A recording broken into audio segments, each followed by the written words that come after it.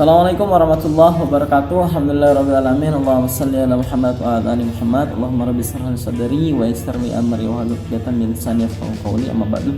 Baik, alhamdulillah anak-anakku yang salih-salihah. Alhamdulillah kita bertemu lagi di kesempatan kali ini di video pembelajaran PPKN ya, kelas 6. Dan alhamdulillah kita sudah masuk ke tema 2 ya. Setelah tema pertama kita sudah bahas tentang nilai-nilai Pancasila di kehidupan kita sehari-hari, dan sekarang kita akan masuk kepada tema 2 dan kita akan membahas tentang persatuan dan kesatuan. Nah, ini buku tema 2 ya.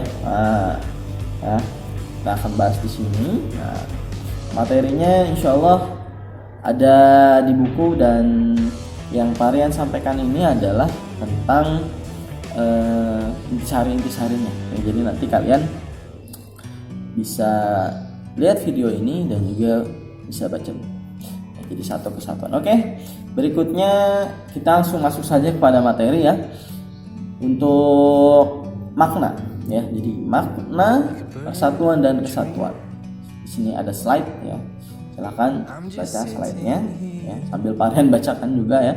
Di sini ada persatuan dan kesatuan memiliki arti yang saling bersinggungan, sebab kedua istilah ini berasal dari kata satu yang artinya utuh atau tidak terpecah belah. Apabila diartikan secara luas, maka persatuan merupakan perkumpulan berbagai corak mulai dari kalangan, ras, budaya hingga adat istiadat ya. Sementara kesatuan diartikan sebagai suatu hasil dari persatuan yang sudah menjadi utuh atau tidak bisa terpecah belah. Hal inilah yang membuat persatuan dan kesatuan saling berkaitan erat dan tidak dapat dipisahkan. Ya, jadi istilahnya adalah mau persatuan dan kesatuan itu adalah intinya kita satu ya, utuh tidak pecah belah. Oke? Dan itulah maknanya. Jadi kalau secara kita simpulkan ya, jadi makna persatuan dan kesatuan itu adalah ya, kita tidak terpecah belah, tetap bersatu ya. Apapun itu, kita misalnya kalangan, suku, bangsa, agama ya, ras, antar golongan segala macam ya. Jadi kita tetap bersatu ya. Apa yang membuat kita bersatu? Nah, di sini kalau dalam pelajaran kita bersatu dalam berbangsa dan bernegara, yaitu Indonesia. Oke, ya. Berikutnya di sini ada makna, lanjutan lagi dari makna, yaitu makna persatuan dan kesatuan dalam keberagaman. Nah, di sini terdapat 3 makna penting yang terkandung dalam persatuan dan kesatuan bagi bangsa Indonesia. Ya. Saat kita memaknai persatuan dan kesatuan ya dalam keberagaman, nah di sini ada 3 hal atau 3 poin. Nah, yang pertama adalah selalu menjalin rasa kepercayaan, kebersamaan dan saling melengkapi antar bangsa demi menjaga rasa persatuan dan kesatuan bangsa. Yang kedua, kerap berupaya untuk dapat saling menghargai satu sama lain antar sesama bangsa yang berlandaskan rasa kemanusiaan sehingga dapat tercapai kehidupan yang serasi dan harmonis. Yang ketiga, selalu menjalin rasa kekeluargaan, persahabatan, saling tolong-menolong, dan juga nasionalisme antar bangsa yang dapat menjaga persatuan dan kesatuan bangsa. Nah, kalau kita ambil sila Pancasilanya, nah, sudah pasti ini adalah sila ketiga, yaitu persatuan Indonesia. Nah, ternyata Indonesia memang sudah punya ya poin pokok di persatuan dan kesatuan. Buktinya apa ya? Dalam semboyan negara kita ya, kita punya semboyan apa? Bhinneka Tunggal Ika. Nah, Bhinneka Tunggal Ika itu kita sudah tahu ya. Ya, artinya apa? Artinya adalah meskipun berbeda-beda ya, tetapi tetap satu jua. Dan maksud dari kalimat tersebut ya, meski Indonesia terdapat berbagai macam ras, suku, bangsa, adat istiadat berbeda ya, hampir 17 ya, lebih dari 17.000 pulau ya kan, dan suku bangsanya lebih dari 1.000 ya. Itu alhamdulillah ya, Indonesia menjadi negara yang satu ya. Bahkan salah satu pakar ya mengatakan Indonesia itu sulit untuk dikatakan sebagai suatu negara. Kenapa? Karena bahasanya sangat banyak, sukunya sangat banyak, ya. Adat istiadatnya berbeda-beda, ya. Pulaunya apalagi, ya. Nah, oleh karena itu bersyukur kita tinggal di Indonesia. Kenapa? Karena rakyatnya insya Allah sudah menerapkan yang namanya Bhinneka Tunggal Ika. Makanya kita harus jaga, ya. Banyak provokasi di luar sana yang ingin memecah belah bangsa Indonesia. Nah, selain semboyan, kita juga punya yang namanya pepatah, ya, atau slogan persatuan kita lah, ya. Paling terkenal adalah bersatu kita teguh, bercerai kita runtuh. Nah, yang memiliki makna apa? Yaitu sesuatu akan berhasil, ya, jika kita kerjakan secara bersama-sama, ya. Sebaliknya, kalau kita pecah belah, otomatis kita akan runtuh atau gagal.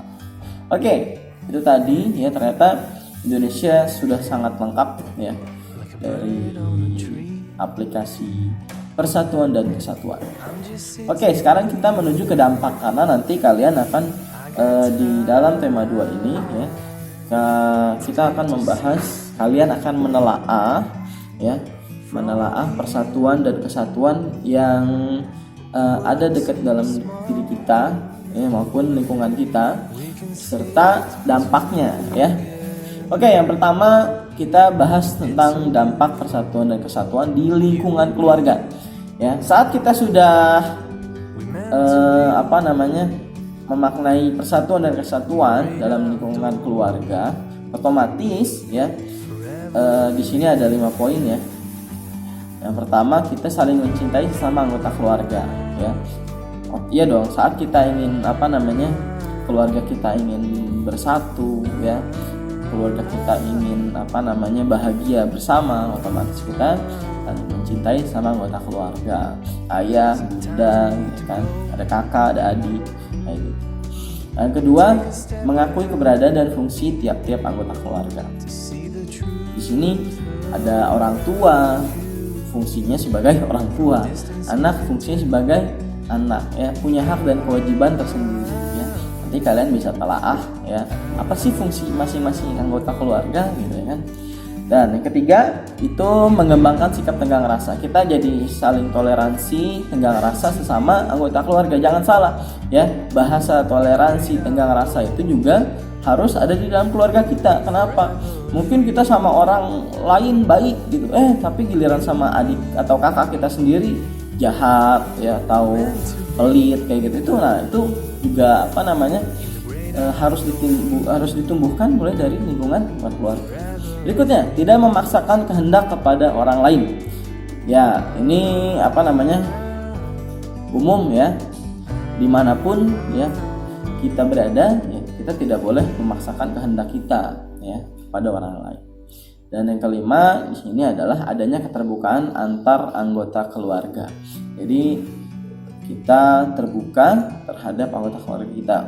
Jadi untuk yang kita nih, ya, biasanya kita punya masalah, ya, kita boleh curhat sama ayah bunda kita, ya, dan ayah bunda juga harus sebenarnya menerima curhatan kita, gitu. Jangan sampai nanti kita punya masalah, orang tua kita nggak tahu, dan yang tahu malah orang lain, teman kita, ya. Akhirnya kalau kita punya masalah dan bahasanya itu benar-benar bermasalah berat, gitu. Nah, orang tua kita nggak tahu, orang lain tahu, jadinya, kok kenapa anak saya nggak curhat, gitu. Nah, kayak gitu. Nah, jadi adanya keterbukaan, ya, itu penting, ya. Salah satunya untuk menumbuhkan rasa cinta kita terhadap sesama anggota keluarga. Oke, itu dia dampak persatuan dan kesatuan di lingkungan keluarga, ya. Dan berikutnya, setelah lingkungan keluarga, nah, kita bahas yang ada di sekolah. Kita belum masuk sekolah secara reguler, ya, atau kita belum masuk sekolah secara tatap muka, tapi insya Allah kita juga sudah harus belajar mengenai dampak persatuan dan kesatuan di lingkungan sekolah. Yang pertama itu adalah menaati peraturan dan tata tertib sekolah. Yang kedua, menghindari perselisihan maupun pertengkaran antar warga sekolah. Yang ketiga, tidak membedakan suku, ras, agama, dan antar golongan, ya. Nggak boleh beda-bedain, ya. Kalau di Al-Fatih, alhamdulillah agamanya satu, ya. Tapi kan sukunya ada banyak, ya. Jadi kayak gitu. Bisa jadi dia golongan apa, gitu ya kan. Orang tuanya apa, keluarganya ikut golongan apa, itu kita nggak boleh beda-bedain, ya. Oh ini golongan apa namanya, darah biru, ini golongan darah apa ini, darah putih gitu. Hebat ya. Oke, lanjut. Berikutnya adalah menggunakan bahasa Indonesia dalam pergaulan kita sehari-hari. Dibiasakan kalau di sekolah itu kita menggunakan bahasa Indonesia, ya. Pak, saya pakai bahasa Sunda, bahasa Jawa boleh, tapi kita juga harus semangat berbahasa Indonesia yang baik. Bahasa daerah juga penting, ya. Kenapa? Karena salah satu untuk melestarikan budaya daerah kita adalah dengan bahasa daerah, ya. Tapi kita harus lihat situasi, kondisi, ya, agar tepat, ya. Saat bahasa Indonesia kapan, saat kita menggunakan bahasa daerah kapan. Oke, berikutnya adalah menjaga nama baik sekolah. Nah, di sini kita semua sebagai warga sekolah, ya, kita wajib menjaga nama baik sekolah. Baik guru, murid, ya, semuanya berkewajiban, ya, yang sama menjaga nama baik sekolah, ya, karena salah satu alma mater kita ya adalah sekolah yang kita jalani sekarang.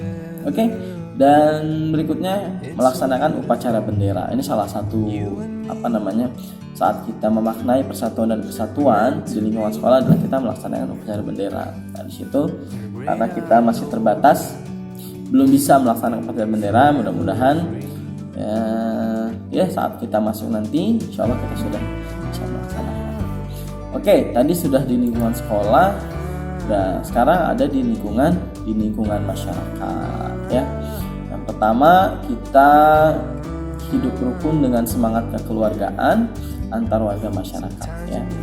Jadi kita usahakan dan upayakan, ya, kita hidup rukun dan semangat kekeluargaannya ditingkatkan. Yang kedua, setiap warga menyelesaikan masalah sosial secara musyawarah. Ya, jadi pentingnya musyawarah itu harus diterapkan, ya, mulai dari tingkatan terkecil, ya. Kalau kemarin saat kita bahas nilai Pancasila, ya, musyawarah itu kita tetapkan di kelas, misalnya contohnya dalam masalah-masalah kelas, ya, masalah pemilihan pemimpin kelas, ya, organisasi kelas, salah satunya dengan musyawarah. Apalagi di lingkungan sosial, di lingkungan masyarakat, gitu kan, otomatis musyawarah harus menjadi salah satu jalan, ya, dalam menyelesaikan masalah. Yang ketiga, bergaul dengan sesama warga masyarakat, tidak membeda-bedakan suku, agama, ras, antar golongan atau apapun lah, ya. Jadi posisi kita adalah sama sebagai warga negara dan kita tidak boleh membedakan ya suku Jawa, suku Sunda, suku Batak, suku Minang, enggak sama, ya. Jadi saat kita sudah berada di masyarakat, ya, kita memang tidak bisa kita tidak